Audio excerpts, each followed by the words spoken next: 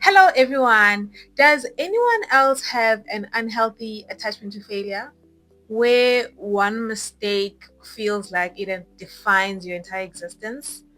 Where you have to send a find attached email and you actually forget to attach that file, right? Or like a mistake in front of a crowd or a failed project initiative. What if I told you that not all failure is equal? The fact that some failures are the right kind of failures, okay? The failures that you actually need, right? And those failures are called intelligent failures. Failures that are brave, failures that teach, and failures that you actually need to move your career forward. So let's discuss intelligent failure today. Welcome to Career Therapy.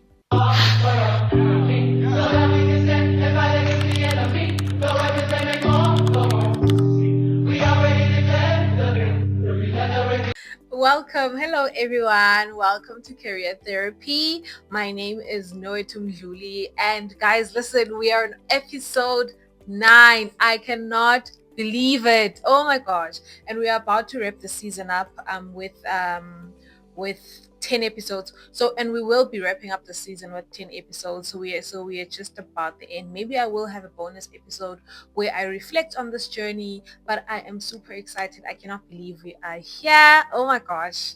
Anyway, welcome. So today, like I said, we are speaking to intelligent failure. So let us start with this quote that you've probably heard. And this quote is, "I failed over and over again in my life, and that's why I succeed," by Michael Jordan, right? And it sounds so good. It's so inspiring. But honestly, like, it's not how it feels when you've just failed, because it's not how it feels when you're in the rut and you're experiencing the failure, where when your career is on the line, where your colleagues are giving you, and your colleagues and your boss are giving you a side eye, and your confidence is literally on the floor, or, your career is even on the line. And that's not exactly how it feels. And that is why most of us actually avoid failure. We avoid failure like it's the plague, bro. We over prepare, we overcompensate, we over deliver just to make sure that we look competent. Right. But here's the thing. According to Harvard's Amy Edmondson, and this is a thought leader that speaks about intelligent failure, some failures are actually intelligence, and some failures we need them, and some failures are good for our careers. Right. But before we get to that, let us actually discuss the type of failures. What are the three types of failures? Amy Edmondson defines three types of failures, and we will break them down today. Okay. So the first type of failure is simple failures. Okay. So these simple failures are basically just mistakes. It's when you're exploring a known territory, or rather when you slip up but you knew better. Okay. It's when it's like missing a deadline or forgetting to spell check a report, where you know the rules but you just didn't follow them. Okay. And that type of failure is it varies. It could literally be like simply missing a deadline of like an assignment or something like that, or something so detrimental like this article where a Citigroup employee erroneously credited $81 trillion instead of $280 to a customer's account. So this is a simple mistake that is caused by human error, and the impact varies. It could be small impact, it could be major impact.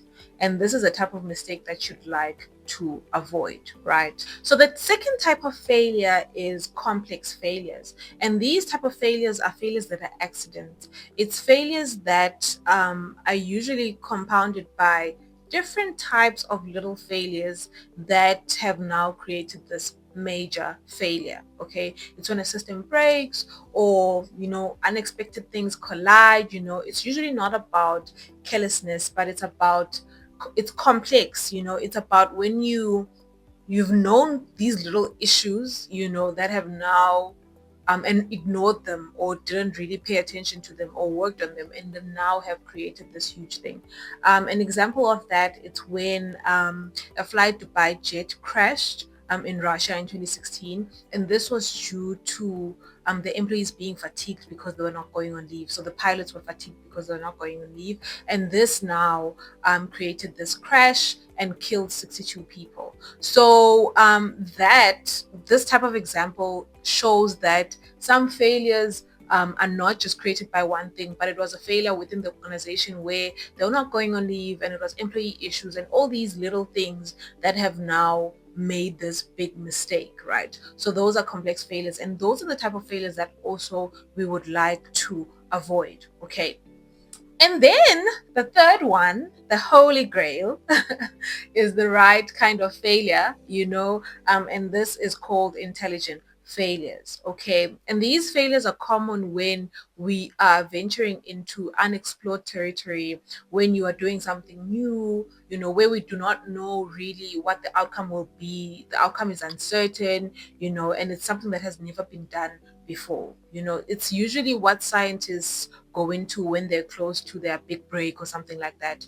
They are usually thought out, they are strategic, they're embraced, and they are essential to innovation. Okay. So an example of an intelligent failure is when Alexander Fleming botched his experiment. So he was doing his experiment, and he botched it by contaminating his peri dish with mold, and what he noticed while he was doing that experiment was that the mold was killing the bacteria in the dishes, and this realization then led to him discovering penicillin, right? So you can see how it was a scientific experiment. It was an unventured into territory, and he made this discovery through his failure, right? So that's exactly what happens when you embrace your failure. Okay, so had he not been open to failing intelligently, where he could have just went to his corner and broke down and be like, oh my gosh, I'm such a horrible scientist, I failed.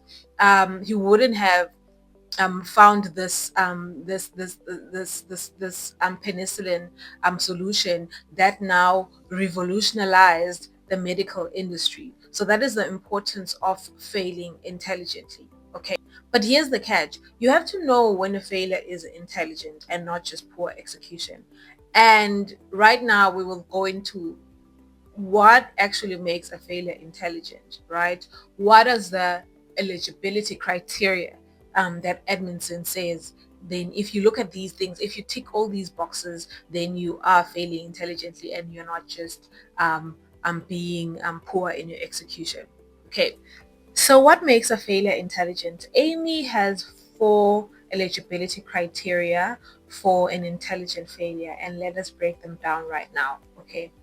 The first one is you should be in pursuit of a goal.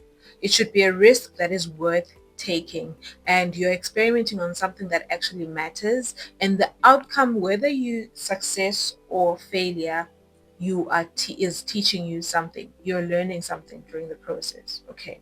And then the second one relates to it. This should be, for it to be an intelligent failure, it should relate to an area that you have no knowledge of. Okay, it should be an unventured territory. But even though it's an unventured territory, it doesn't mean that you shouldn't have researched the risks.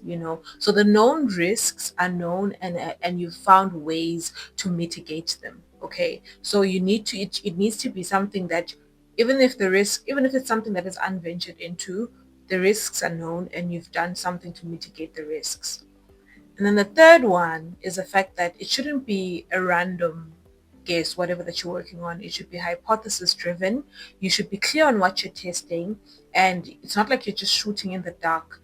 Your plan should be designed to test those assumptions directly. Okay, you're not just guessing, you're learning, and you're really being intentional about that process. Okay, and then the fourth criteria, a measure for intelligent failure, it should be that the failure should be as small as possible. So what we say about that, it shouldn't waste resources. The cost of that failure should be controlled. You're not just betting on a whole company or killing people with your test. That is why in the aviation space they do simulations, they do all these tests before actually the plane starts faring people, and in the medical space they start testing on rats and other things where the stakes are very low. And an intelligent failure doesn't say go and bet on your whole company, take a risk, and make sure that your whole company is now thrown into the dungeon. You are really being intentional about that process. You are making sure that you make sure that you are intentional. You make sure that you are aware of the resources that you're using during this process. Okay. So intelligent failures are actually just calculated moves, and it's not just chaos, it's calculated, and it's calculated courage. Okay. So what's the connection between the failing culture and work, right? Let's bring it back to work a bit. Most workplaces value innovation, and they value big returns, especially from risk takers. However, most of them have a punitive approach when it comes to failure. Most companies, they will praise bold thinking and risk taking. That actually goes well until it goes sideways. And then once it goes sideways, now there's a performance improvement plan, there's a disciplinary conversation happening, and that is why the thought leader, Amy, speaks about psychological safety.